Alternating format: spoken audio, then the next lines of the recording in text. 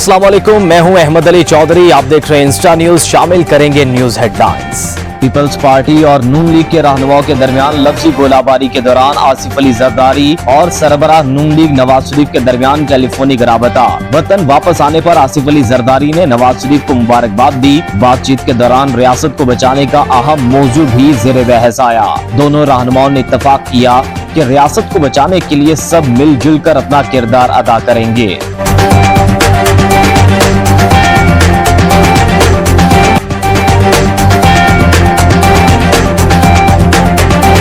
नवाज शरीफ ने नून लीग की driving seat खुद संभाल ली। 4 साल बाद नून लीग के दफ्तर आकर मरकजी सीट पर बैठ गए। मुलाकातें, इजलास और अहम फैसले। मरियम नवाज और शहबाज शरीफ समेत नून लीग की सीनियर क़यादत शरीक। इलेक्शन की तैयारी करें। नवाज शरीफ ने पार्टी रहनुमाओं को हिदायत कर दी। कहा कि हुकूमत को मौका मिला तो मईशत की बेहतरी अव्वलीन तरजीह होगी। अवाम की खिदमत से बढ़कर खुशी कोई नहीं। तरक्की का सफर जहाँ से रुका वहीं से शुरू करेंगे। बरामदात में इजाफे पर काम करना होगा। हमने तो IMF को खुदा हाफिज कह दिया था। IMF ने खुद कहा कि पाकिस्तान बहुत जल्द अपने पैरों पर खड़ा हो जाएगा। मुआशी बहाली के लिए इस्तेहकाम जरूरी है। सबको मिलकर मुल्क की तरक्की के लिए काम करना होगा। तमाम शोबों की मुशावरत से चलेंगे।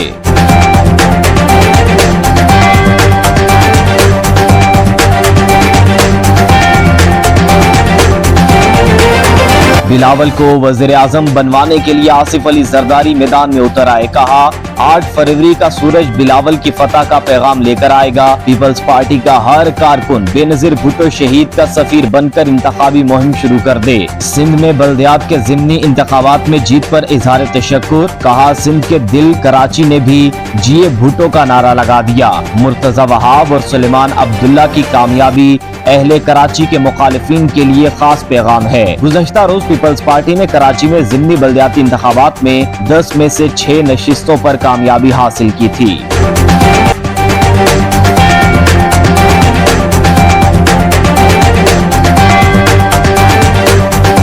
गजा पर इसराइली बमबारी ना रुकी। आलमी इदारे जंग बंदी में नाकाम। इसराइली तैयारों ने गजा में अस्पतालों समेत 450 मकामात को निशाना बनाया। गजा में हमास के मजबूत गढ़ पर कब्जे का दावा। हमास के स्पेशल ऑपरेशन के सरबराह जमाल मूसा समेत मुतअद्दिद अरकान की हलाकत का भी दावा। बहरी फौज ने भी हमास के command centres, anti tank guided missile launch position, observation post को निशाना बनाया। फलस्तीनी हुकाम के मुताबिक गजा पर रात भर इसराइली बमबारी में 200 फलस्तीनी शहीद हुए। शहादतों की तादाद 9700 से ज्यादा हो गई। एक माह में तीसरी बार गजा का राबता मुनक़ता।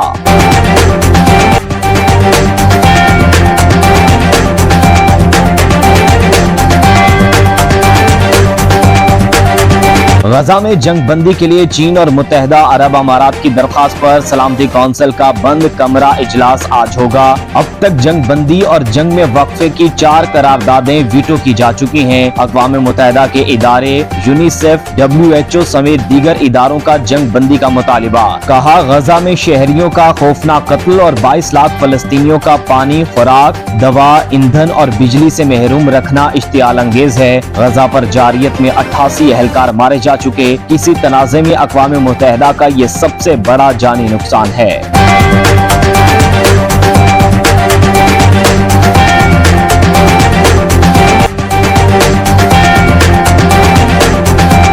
सुप्रीम कोर्ट ने बहावल नगर के पुलिस कांस्टेबल की बहाली के खिलाफ IG पंजाब की अपील खारिज कर दी। IG ने कांस्टेबल की बरतरफी के खिलाफ लाहौर हाई कोर्ट का फैसला चैलेंज किया था। एडिशनल AG ने बताया कि मुखबरी पर एक घर पर छापा मारा गया तो कांस्टेबल को खातून के साथ नाजेबा हरकत में मुलव्विस पाया। चीफ जस्टिस काजी फाजीसा ने कहा कि खातून तो कहती हैं कि कांस्टेबल उसका शोहर है। जस्टिस अतर मिनल्ला ने कहा कि निजी घर में बगैर वारंट पुलिस छापा कैसे मार सकती है। गैर कानूनी छापा मारकर पुलिस इख्तियारात का नाजायज इस्तेमाल कर रही है। चीफ जस्टिस ने अदालत में SP इन्वेस्टिगेशन बहावल नगर की मौजूदगी पर बरहमी का इजहार किया। कहा क्या बहावल नगर में क्राइम रेट 0 है जो SP साहब खुद मामूली केस के लिए सुप्रीम कोर्ट आ गए। SP के इस केस में क्या जाती दिलचस्पी है? ये जाती खर्च पर बहावल नगर से इस्लामाबाद आए हैं या सरकार के? आए तो ऐसे हैं जैसे इस केस से पाकिस्तान की दीवारें हिल जाएंगी।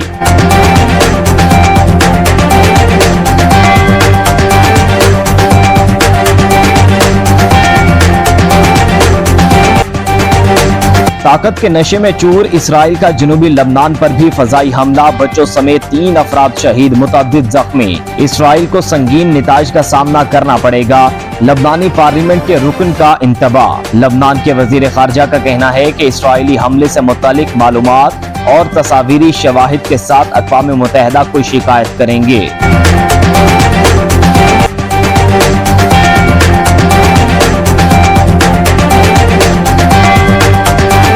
कर्ज की नई किस्त के लिए IMF का फिर डू मोर का मुतालिबा, हुकूमती मलकियती इदारे के नुकसानात की रिपोर्ट मांग ली, पुराने इदाद-ओ-शुमार की बजाय नई रिपोर्ट का तकाजा। वजारत खजाना की दिसंबर तक तफसीली रिपोर्ट फराहम करने की यकीन दहानी। निगरान वजीर खजाना शमशाद अख्तर को मुज़ाकरात कामयाब होने की उम्मीद, कहा मुज़ाकरात मुस्बत तरीके से आगे बढ़ रहे हैं।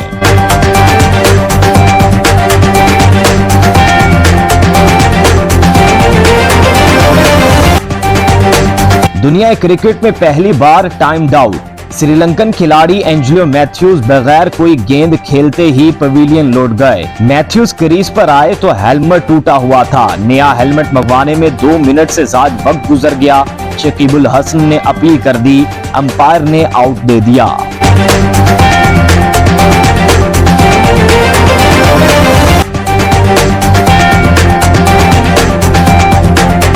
क्रिकेट वर्ल्ड कप के दिलचस्प मुकाबले में बांग्लादेश ने श्रीलंका को 3 विकेटों से शिकस्त दे दी। श्रीलंका का 280 रन का हदफ बांग्लादेश ने 42वें ओवर में हासिल कर लिया। ऑलराउंडर कारकर्दगी पर बांग्लादेशी कप्तान Shakib ul Hasan player of the match करार।